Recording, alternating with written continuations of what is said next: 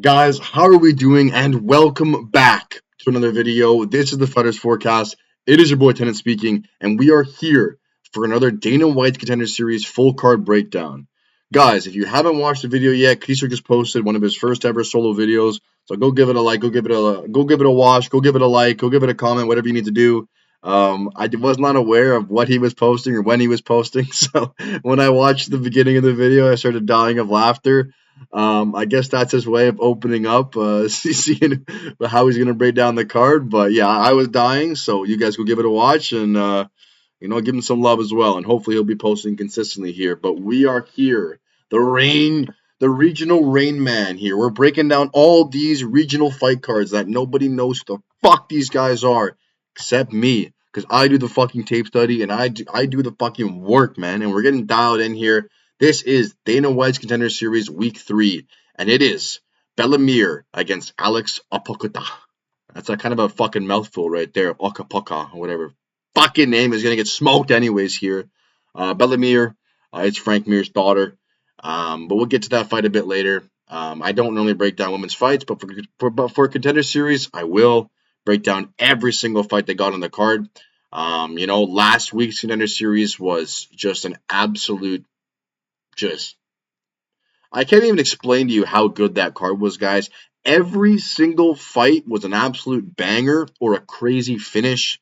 We had Namo Fazil and Kaiko Brito just yapping back and forth, and Fazil got slept out badly. If you guys haven't watched that KO, go watch it. It is insane. We had Alec Lorenz beat the absolute fraud, pussy, bum, clown, shoe, fool, fucking Muhammad Ali. You're nothing like Muhammad Ali, you piece of shit. You fucking suck. You have no head movement, no nothing. Fuck you. You absolute chud. So fuck Muhammad Ali's on the ban list as well. He's joined fucking John Kuhneman. Fuck that guy as well. But all those fights were absolute bangers. If you have an hour or so to go watch those fights, please do. Some of the craziest fucking fights and finishes you'll ever see on the Dana White's Contender Series here. But we are here to break down this card, week number 3.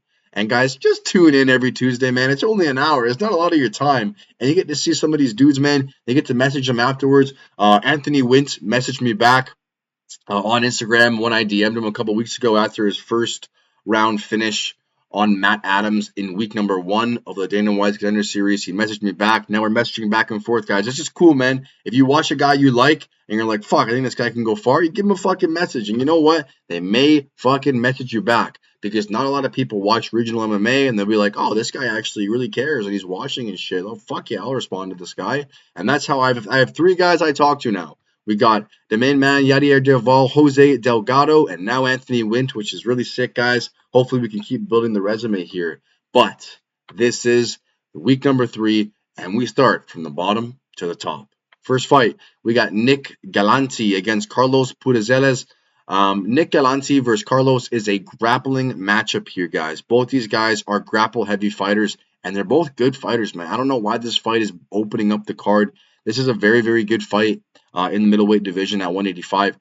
Carlos, coming off, a couple wins here, fighting decent guys, but he fought a really good guy, the Brazilian, who was, I think, 10-0 at the time. He fought Carlos, and he beat him by KO. And that's a good loss. You know what I mean? I went to go look for this guy's losses. I love watching the losses of the guy to see what was going on. The Brazilian was stuffing the takedowns of Carlos, which is what Carlos is good at. He's good at jiu-jitsu. He's good at takedowns as well. The hands are okay, but it's definitely not his plan A. And he's fighting a guy in Nick Galanti here who I like in this matchup. I think Nick Galanti is the better grappler in a mostly grappling matchup. I think Nick Galanti can get to the back better. I've seen him in most of his fights, transition to the back, work on transition. I think he's very good in the transition game as well here, Nick Galanti. And I think he has better hands than Carlos in this matchup by a very slight margin here. But if I had to give the nod to someone, it is Nick Galanti. I think he's better on the ground. I think he has better transition, and he has slightly the better hands. I like him here in this matchup. Give me Nick Galanti in this matchup.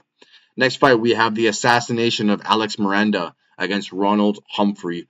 Ronald Humphrey is 4-0, not tested at all. Don't get me wrong, but the tape I've watched from this guy, I don't know if he's fighting absolute cans. Well, I do know. It is not great comp, to be honest. But Ronald Humphrey comes in and he throws extremely hard and he throws wild. Sometimes he trips over his own feet. He's trying to throw so hard from his hip here. And he's fighting a guy in Alex Miranda, a guy who is not good. I've watched tape on this guy. He's not good. I don't understand why the UFC brought this guy in for the Contender Series.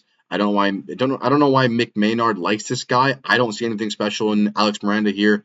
The guy's decent at jiu-jitsu. His hands aren't great. I think Ronald Humphrey walks this guy down and he knocks him out in the very first round. Give me Ronald Humphrey in this matchup.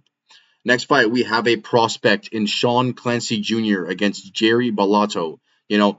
A lot of guys that I like to watch and who I, talk to, on the low, so nobody knows who I'm talking to and stuff. Like some of the other guys in the MMA space, they love this Sean Clancy Jr. guy. They love the boxing of Sean Clancy Jr. But you have to remember, this guy grew up as a grappler. He was not just a striker, but his hands have evolved so much where he loves to use the hands now. And I think Sean Clancy Jr. is not going to be wrestling here. I think Sean Clancy Jr. is going to try and knock out Gary Bellato in this matchup here. Because you know what Dana likes. He likes the hands. He likes when you throw hard, he likes when you try and finish, And I think Sean Clancy Jr. is the better fighter all around here. If he wants to grapple, he can. If he wants to strike, he can. And he is better at both aspects of MMA.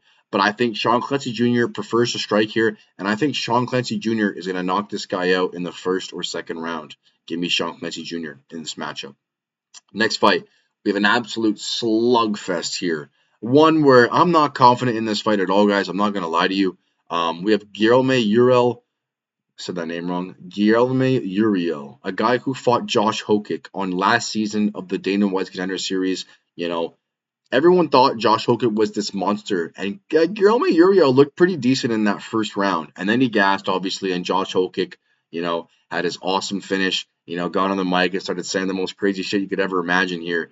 But Uriel in this matchup, I'd like him here because, I wasn't high on him at first, but now we see what Josh Hokic's been doing in the UFC. He's been beating every single guy he goes into, and it's not even close in these matchups. And Guilherme looked pretty good in that first round. He wasn't winning, don't get me wrong, but he looked decent. And Mario Pizanon is not a good fighter, in my opinion. I don't like Mario Pizanon.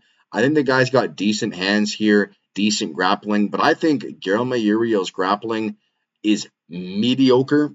I think it's very similar in the grappling here, but the hands of Guilherme Uriel, in my opinion, are better than Mario Pizanon. I think Guilherme Uriel marches this guy down. He stuffed the takedowns of Mario, and he knocks this guy out with an uppercut or just against the fence when Mario gets tired and cannot get the takedowns here. Last fight of the night, we got Bellamir against Alex Apodaca. Yeah, fuck, I am not saying that right. We're going to say Alex, bro. Bellamir, the daughter of Frank Mir, 4-0 in her career. Just like her dad is a wrestler, a person who loves to get the fight to the ground, whose submissions are very clean, very crisp. Very, very nice BJJ from Bellamir. Lots of sub wins in her career, in her amateur career as well. And she's fighting Alex Apodaca, a person who's got decent hands, decent wrestling, but it's not going to be enough here. Bellamir is going to run forward, grab a takedown with a single leg or a double leg, trip her to the ground, get her down, arm triangle, or just rear naked choke on Alex here. This fight should not be close at all. I'm going Bellamir by sub. So just to reiterate, guys, I got Nick Galanti by sub or by decision. I got Ronald Humphrey by KO. I got Sean Clancy Jr. by sub or KO. I got Guilherme Uriel by KO or sub. And I got Bellamir by submission in these matchups, guys. I know it's a full favorite card that I've picked here. But like I've said, guys, I'm not going to force underdogs if I don't actually think they win. I think the most live underdog is between Mario Pizanon or Carlos Pudezella in this matchup, guys. I think Sean Clancy and Ronald and Bellamir run through their opponents. The other two are going to be a bit closer of a matchup here, but if I have to give the nod, I'm giving it to those guys. So those are my picks, guys. This is Dana White Contender Series week number 3, guys.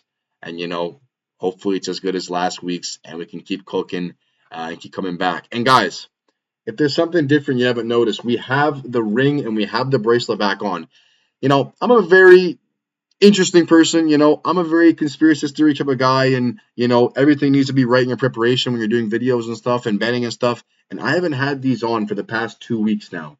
So that could be the reason why we're on a little bit of a skid in the hammer of the week. Obviously that's some bullshit fucking excuse.